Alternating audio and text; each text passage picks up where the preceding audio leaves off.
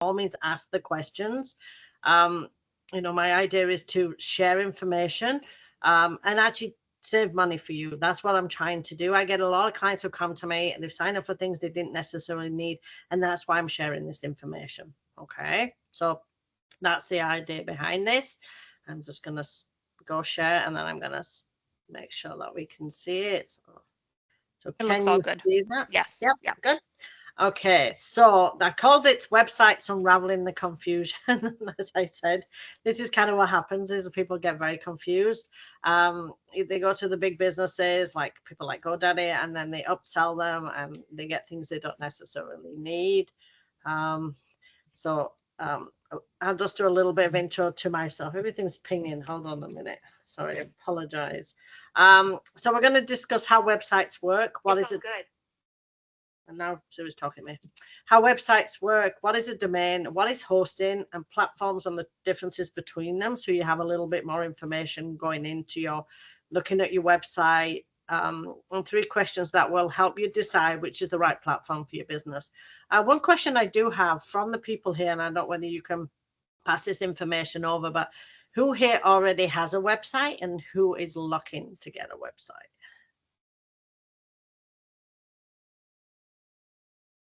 I just wanted to know. Yeah, if you want to add that into the chat, that would be a good location to add that. Yeah, just so that I can take a look at it, right? So, and then, like I said, like I tailor my conversation around that as well. Okay, so I just want to do a quick intro saying who am I. As I said, we've got over 25, 30 years of experience. But I'm actually originally from the UK, which is why I have an accent. I am a graphic designer by trade. I've traveled around the world. I started a craft brewery. It's just a really crazy story that I had. And I'm married a Canadian. I'm in Australia. I live in Oshawa in Ontario, in a nutshell. So as I said, I have an accent. So, you know, that's where kind of sometimes it can get a little confusing.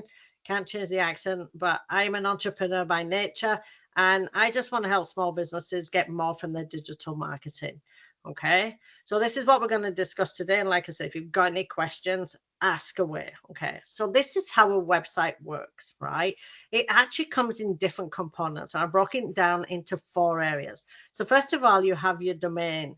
Now, when people say domain, it's actually what I call a digital street address. And you have to pay for this yearly. A lot of people get confused about that. Actually, I had a client this week saying, do I do anything about this? Yes, you need to renew. Otherwise, you're going to lose your street address. So think about your domain as being your street address. That's where, you know, when we type it into the URL, we type it into a browser, that's what comes up. That is actually not where the website is built. It is just a street address. So imagine this is your house and it's on a street. That's your domain. Okay. Then we're going to talk about hosting. So hosting is actually server space. So what you're actually doing is you're renting space on the server to put a database, which is your website files. And this is where a lot of people get confused. That's actually where your files sit.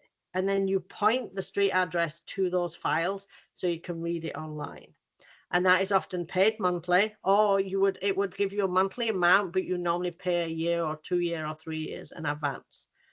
Okay, so when somebody says it's $295 a month, it is broken down to $295 a month, but they expect you to pay for a year in advance. So you're paying it yearly, but it's a monthly fee. So it's often a separate fee, and I'm going to break that down a little bit more as well. Then you need the software. So imagine now we have the files.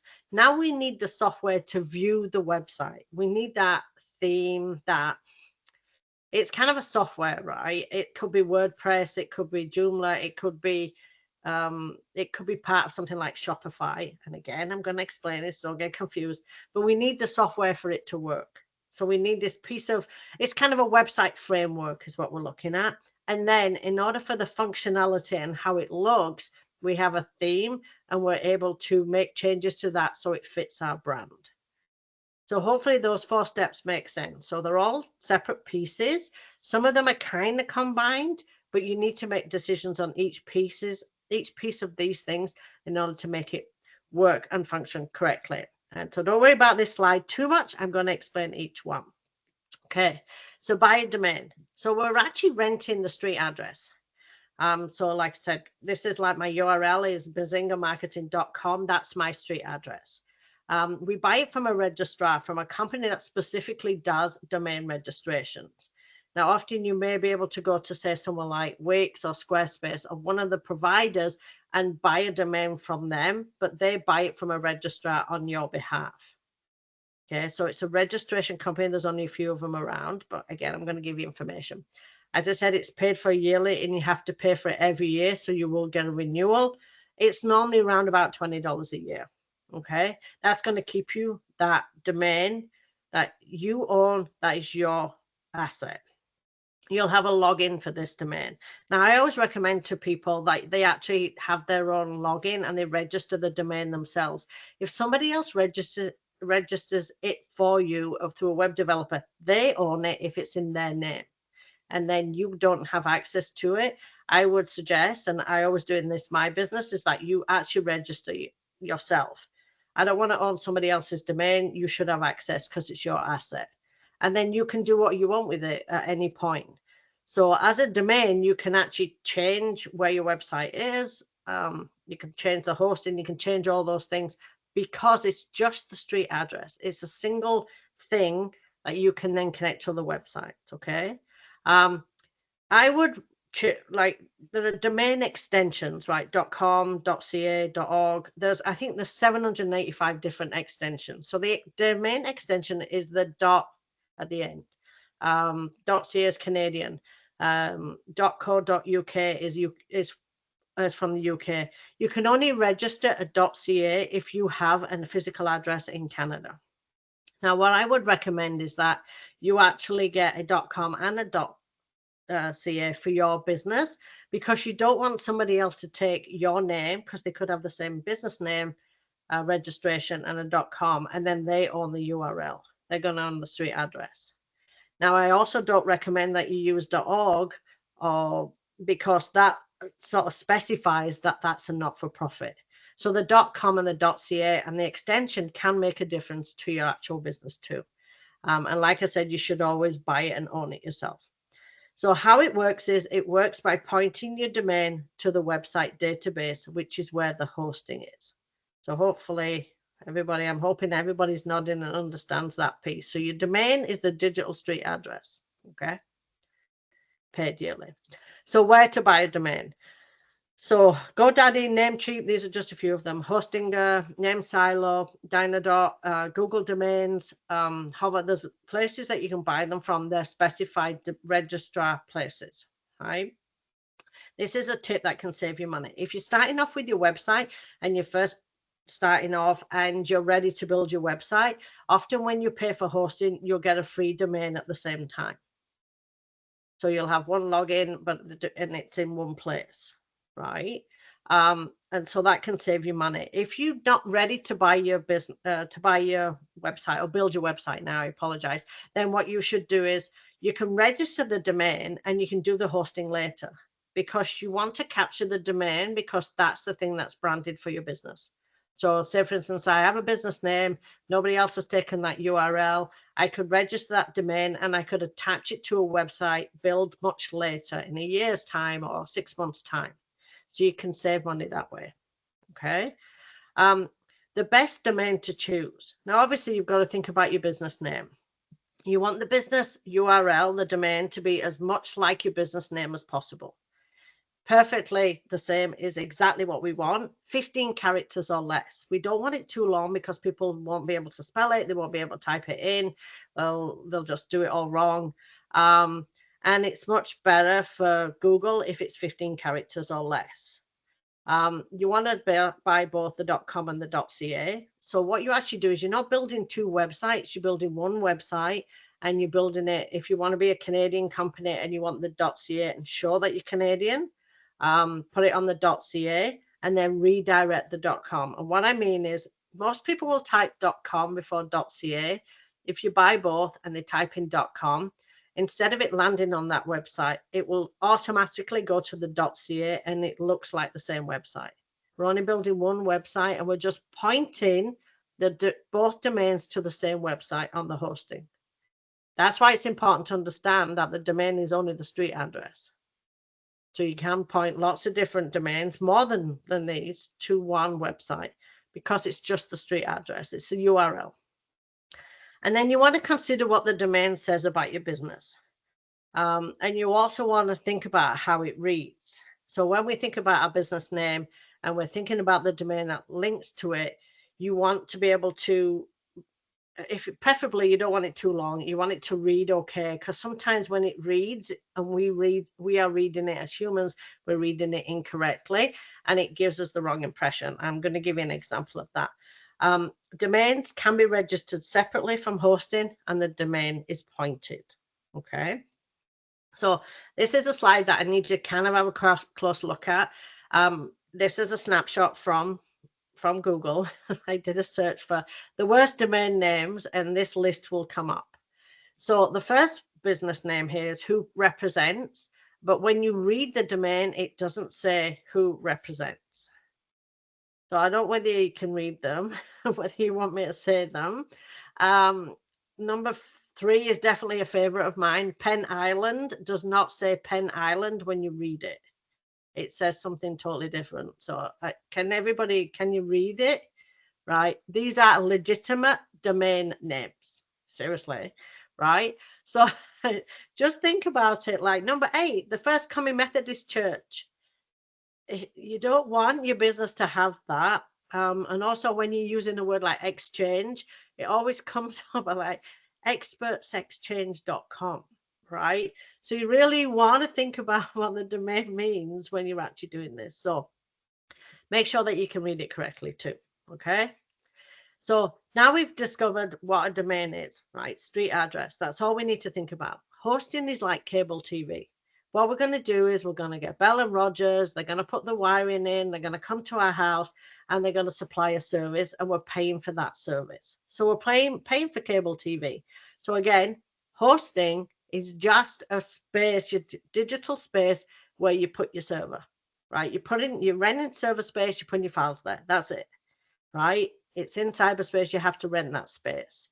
So a service provider offers customers the infrastructure necessary to maintain a website. And the most common hosting is a shared server. So you're on a server with other people. There are more dedicated servers depending on how big your business is, the organization. You know, some of them will have their own servers built, but what most of us do in our small businesses, we're on a shared server. So when we go to, you know, hosting company like GoDaddy, then we're going to be on their hosting on their server and we're hosting from them. So we're renting that cable TV. We're just renting space. And then we're going to rent the actual type of service that we want. Now that we have cable TV, we still need a TV to watch it, right? We still need the box to convert, which is kind of like number 3, right? So think about, we've got the cable from Bell and Rogers. It's coming to our house. Now we need the box. Now we need it connected inside our house. That's the software. That's the framework that we can see a website. And then the TV is kind of like viewing it, right? So that's the theme. So when I think about a theme, it's the functionality and it's the look of a website. So we will install a theme, and our websites work the same way. Some of them are built from code, so it's done the same way. But when we use some of the services that are provided, that code is already pre-built. And then we can change the code to make it look different. But most themes work from a functionality aspect and a visual. It's going to have a certain look. It's going to have, you know, blocks of text and things like that. Then we go in and we brand the theme. So we change it to our colors. We change the fonts. We start then adding content. So that's what a theme is. Functionality. We might want to have an online store. We might want to have events. You might want to have a booking system that fits within this final structure of a website. Everything else is the same until this point. There are 2 different types of kind of sort of themes and softwares out there based on this, right? Hosting. There's free, which is open source, which is things where you hear WordPress. WordPress is an open source platform. And there are multiple contributors to it all the time, which means that you can add functionality and sometimes it can be free, sometimes it can be paid, and you're pulling together a site based on what you're wanting the site to do. Other ones are proprietary owned. So say, for instance, if you were in, say, GoDaddy Builder, GoDaddy owns that builder software and you are then in that software. Same thing for Wix, Squarespace, all those type of softwares. It's proprietary owned, so they own the software. It's got their own language. Shopify is the same. And then there are also free themes and paid, meaning that the more functionality you want, the more complicated, you know, free is often simple, free is also basic, but paid means there's a lot more functionality. So hopefully that kind of makes sense. Do we have any questions yet? Are we okay for now? We're okay right now. You're good right now, yes. Okay. So this is where I'm going to go into a little bit more depth. So then there's hosting choices. And I don't want to over talk to anyone, but just think about hosting is like Bell and Rogers. We've got to choose one, but there's different kinds. So the first one is Builder, which means that the hosting and the platform, the theme is all combined into one. The domain is separate. We're going to point to this.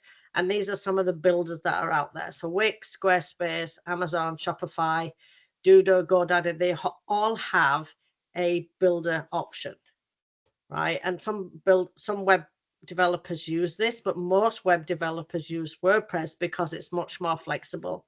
But there are some, like I just came across a web company the other day that does Amazon, but it's very much cookie cutter. It's more of a visual. It's more kind of a very simple sort of version of a website, which often a lot of people can build themselves. But then you also have developers that do this too, often because they get kickbacks from these companies. Okay, but you can build a website on this. And again, we're going to go through the choices and which one's for you. You know, I have some clients on Wix and Squarespace. It depends if you want to make the changes yourself. There's lots of options in here. I'm currently building a Shopify website for my daughter. And the reason I chose this is because Shopify is perfect for e-commerce, right? Why would I want to make a complex website, pulling other things together when Shopify gives me the solution? That's what it's designed to do. So I'm going to choose Shopify. Okay. So hosting choices. If you use a builder, these are the pros and cons. Okay. The pros are it's very much drag and drop design. It has lots of templates to choose from. It's going to supply images and it's already a secure platform. It's super simple to use. You sign up, the hosting and the theme, you just pick a theme, install it, and you're ready to go. Against that sort of decision, the cons is there's lack of customization. It lacks functionality. It lacks originality, and it's not as good for SEO. And sometimes it can be slow on speed. I certainly find that with Wix, it's very slow. If you're adding SEO, it doesn't mean that you can't add the SEO, but there's a whole backend that you've got to work on, and the code is not as clean, which means that Google doesn't like it as much. WordPress is very clean code, and it likes to look for information through code in order to rank. There is a possibility to do customization, but because a lot of it is proprietary code, you have to go to them and hire somebody from them in order to get help. And that can be quite costly. And when I say it lacks functionality, you can get functionality, but it's going to cost you more money to add it on. So say, for instance, if you wanted to do a booking system, it will have a booking system in there, but you may have to pay for a paid version. You may have to pay for an event tickets. When I have WordPress and I can pull in different things from different places and it doesn't cost me any money. So there are pros and cons to it, and that's what you want to consider when you're doing a builder. The other issue with builders is if you built your website in GoDaddy or Wix or Squarespace, you cannot move the website anywhere else. It is built in their proprietary software. And now you're stuck. If you wanted to move and say, look, it's too much, it costs too much, and I want to move somewhere else, you'd have to rebuild the website again, or you're going to have to try and pull the information. They can sort of do a conversion, but it's never going to look the same. You're basically going to have to start again.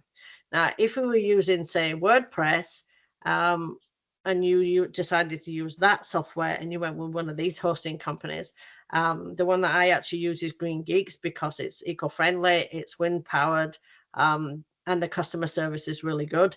That's the one I prefer. But if I decide, okay, I want to move to another hosting company because it's cheaper, or maybe I want it to be Canadian or for whatever reason, I could pick the whole database up, move it to another hosting company and host it somewhere else.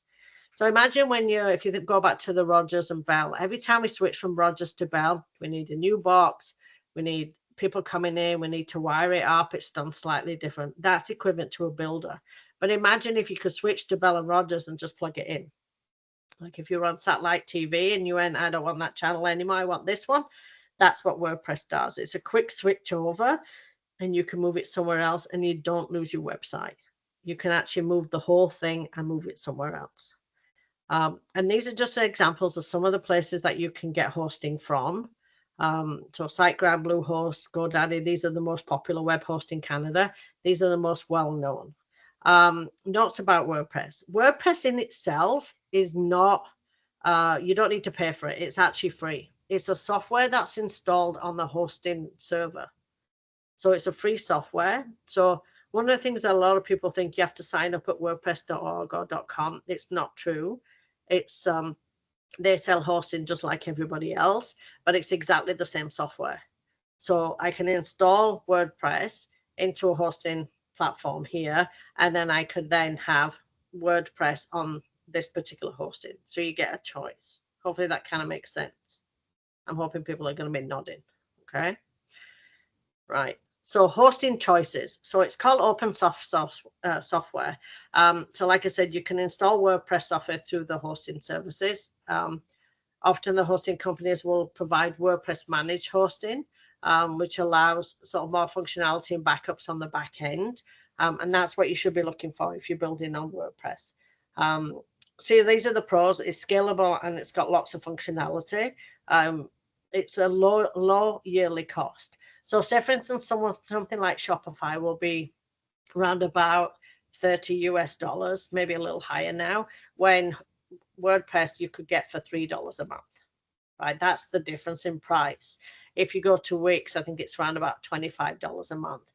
And then I just had a client that was on WordPress.com, and with all the functionality that they wanted to add in, which she didn't need to pay for, she was on $35 a month.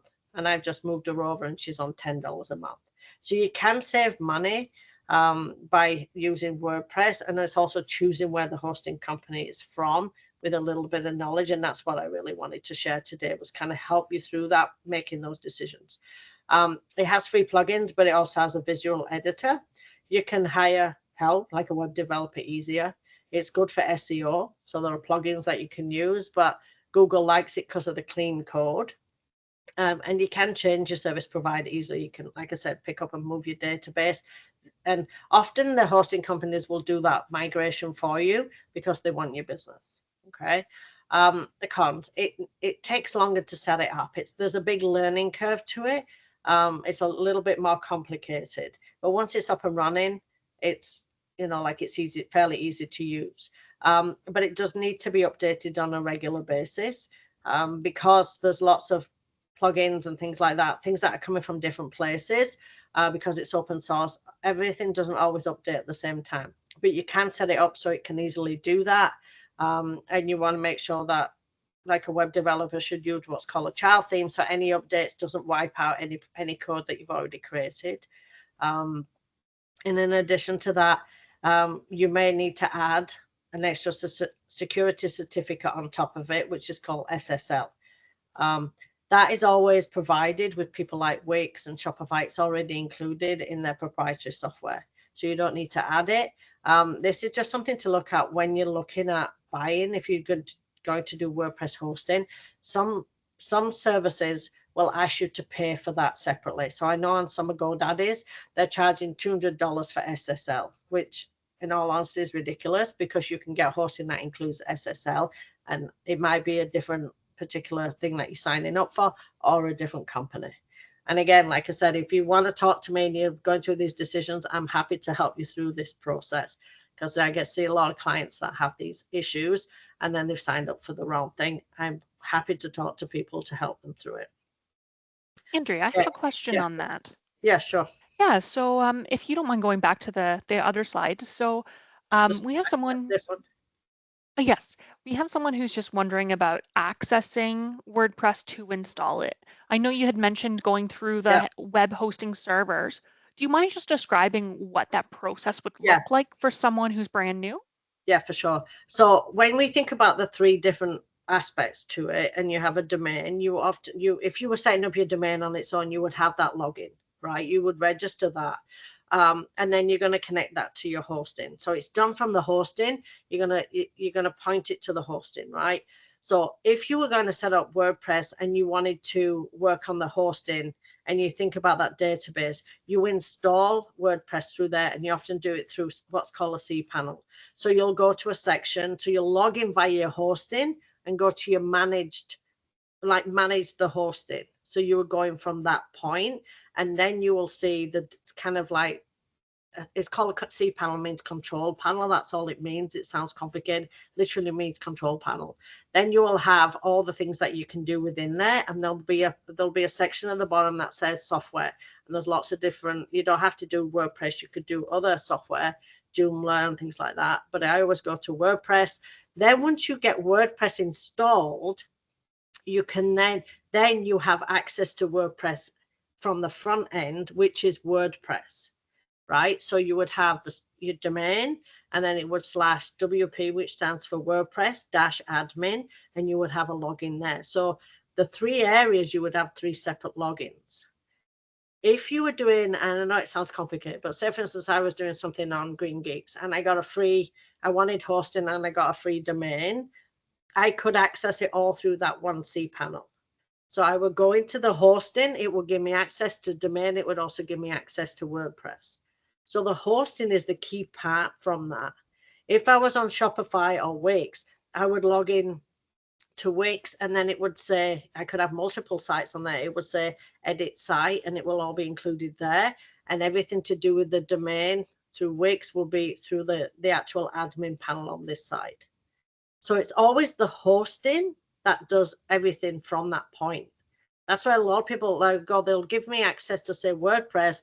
I'm like, yeah, but I can't do certain things because I need access to the hosting, because the hosting is the database that has more control on everything else. Does that make sense? So I think that answers the question. It was AC Salam. Hopefully that helps. So the hosting is key. I always recommend you log into all of them. Right. And like when I build a website and I work with a client, I will give them, full access to everything. But also when they set up WordPress, on WordPress, I will actually give them a user so they can access WordPress, because that's where you're going to be adding things like blogs or pictures or content is going to come from the WordPress, because that's the functionality. Right. So I always give them. So so Thomas just asked, what is the best hosting system and the most advanced? So again, it's dependent. I always say there's no black and white answer. Depends what your website to do, right? And I'm going to go through that a little bit as well. So let's go through that, and then let's see if I can answer that question at the end. Does that make sense? So hopefully that kind of explains. You have to really go through that one piece. It's really the hosting. So free hosting is Wix. So you can get free hosting, but anything that is free, so you can get free hosting on Wix, Weebly, WordPress. However, anything that's free hosting will have Wix, or it will have the company's domain still added to your domain. It will always be branded under them. The only way to get rid of that is to pay for the version, and you're going to be limited on functionality too. Google used to do a free website, and they just took it away this year. So I apologize for that. They used to, because you could buy the domain from them, and they gave you a platform, and they've removed that this year. But it will still have their branding on it if it's free. So really, to project your branding and the value of your business, you want to have as much branding of your own without showing that you're on Wix and places like that. Like even when you first install WordPress, it will say, hosted by WordPress. You want to take that out and put your copyright in and your information, because you own it. It's your real estate. It's where your business lives online, and that's really important. And it's also the same for your email address. I would also get an email address that's branded under my domain because it reinforces your brand at all points. If it says Wix, it just doesn't look as professional. And like I said, it's free is not always free. You're going to have to compromise somewhere, and it's often in quality. So hopefully that kind of answers that too. Okay. I know it's complicated. This is what I'm trying, right, to make it as simple as possible. Go back to your TV. Okay. So we went through this. So hosting service providers, choosing one is decide what's important to your brand, right? It's customer service 24/7, speed of service, price, length of contract. All these things come into a choice when you're doing this. Like I said, I like Green Geeks because it's eco-friendly. I love the customer service. Actually, their speed is pretty good too. And they're all pretty much, it's like Bell and Rogers. You gain and you lose. It's, they don't seem to spend a lot of time. They want to get you in and then they up the price. Well, what I do is I negotiate the price with them. I'm like, hey, I've been here for 2 years. Why are you putting my price up? Or I'll go somewhere else, right? Instead of them really supporting small business and allowing them loyal customers, they tend to do that, which is a bit annoying. And I've been with Green Geeks for a long time. I have some clients on GoDaddy. They are a bit of a challenge sometimes.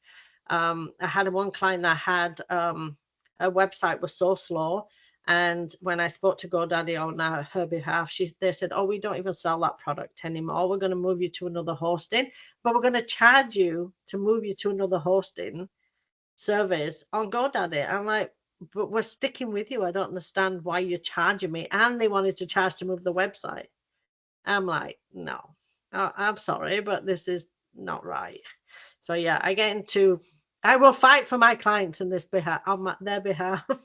I call them and I say, "No, we're going to find an alternative unless you discount it or unless you do this for free," because they're still going to get the work and they're still going to get the money, but they want to charge small business. So that's why having a little bit of knowledge really helps.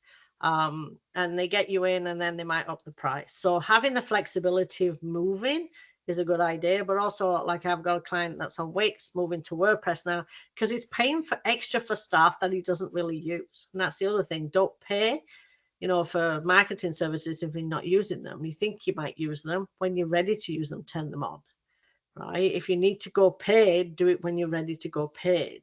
You can start with the free version. Okay. So that kind of, that decision. And like I said, customer service is really important for me, and people pay more for customer service. With hosting, it should just be good customer service. Shouldn't cost you any more. They should all be the same pricing. Okay. So the 3 questions, and this kind of goes back to the other question, is what do you want your website to do? Do you want it to provide information? Do you want it to sell products, or do you want it to sell services? Who is going to build and maintain it? You, friend with knowledge, or a professional developer? And what is your budget to build the site? Time, expertise, money.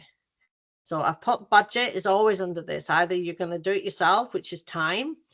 You're going to find somebody with expertise, and you have a lot of money to do it. So these are the 3 main questions that I will go through with my clients when I'm asking them what do you want to do and which is the best website for you.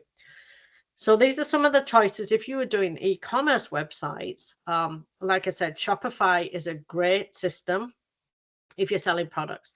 Not so great if you're selling services online. It's expensive, and there are alternatives out there. Squarespace is really good and can do e-commerce. They can all do e-commerce, but it's really kind of, again, what are you looking for? If I was selling a product and even a service, if I had a WordPress already, which I have a WordPress website, and I wanted to start selling products and services, I can add WooCommerce, which is the e-commerce component, and I'm turning my WordPress website that used to be information now has an online store. If you were doing selling products, and I've put in Etsy here, Etsy is a marketplace. So it's not a separate website where you have your own website. It just gives you the ability to sell in a marketplace. You'll get a page. You'll be able to build and add products to it, but you're going to pay fees to them. But it's a great place to be if you're selling products. You're just competing with everybody else, but you don't have to manage or market your own website. because it already is a marketplace and people go there to buy products. So again, it's that choice. What are you doing? What are you selling? What is the right solution for you? Are you going to build it yourself? Then you probably want to be on something like Wix or Squarespace. Euclid and Square. Square is really great for, if you're doing vendor stores and you want to use their payment system. And also GoDaddy also has the ability to do WordPress, and it also has a builder, and both of them have e-commerce included. So again, it's always the decision on what is it you want to do. Okay. So I'm just going to go through the end of this and then we can have a quick discussion. As I mentioned, the security, it's really important that your website does have security. It used to be Google would require you to do this if you were taking payment, but now everybody's taking payment. A lot of people are taking payment online. So they want to have this additional security, and it's called SSL. So you'll see it listed in the website hosting, includes SSL or not included. You want to make sure that it includes it. There are free versions of it, but again, you've got to keep reinstalling it every 3 months. Or you can pay for, it's a certain plugin and you can pay $49 and it would cover the whole time. So, which for me would make sense, pay $49, never have to worry about it again.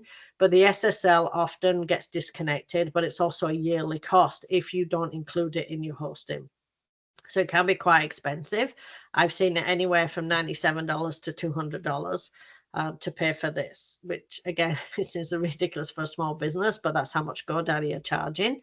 But it's the difference between HTTPS versus HTTP, which sounds a little crazy, but you'll notice if you go to a website and it gives you an advance warning or there's some issues there. The idea behind it is that Google says this is a legitimate company. They have that extra security in order to protect the user.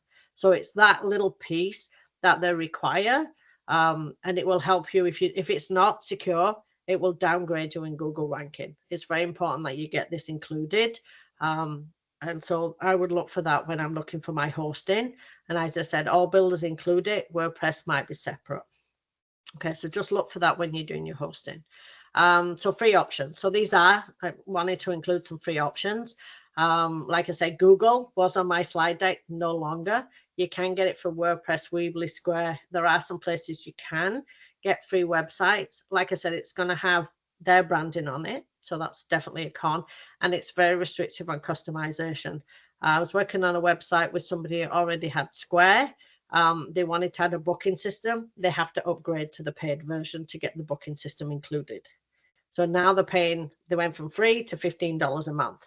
When if they'd built it through WordPress, it would have been $3 a month, right? So again, it depends what you want to do. You want to think about the long-term goals of what you want to include, and that will help you make a decision, because the more functionality you add, the more cost it will get. It will start adding up depending on which platform you're on. Okay. So obviously pros, it's great, it's free. It gives you a chance to design it before you pay for it and allows you to test the market. But it does have restrictions on customization, number of pages often, and credibility and branding. Okay. So that's thank you for watching. Thank you, questions. So just give you that's me. So I just wanted to, did I turn that off here? Am I back on screen? Yes, you are. Yeah. So we can go back to that, but hopefully that will give you an idea, and kind of the decisions that you make is based on what the functionality of the website is that you want to do, right? Like I said, I have a WordPress website and now I have a shop. I can add events to it. I can do other things to it, because over time I'm going to grow my business that way.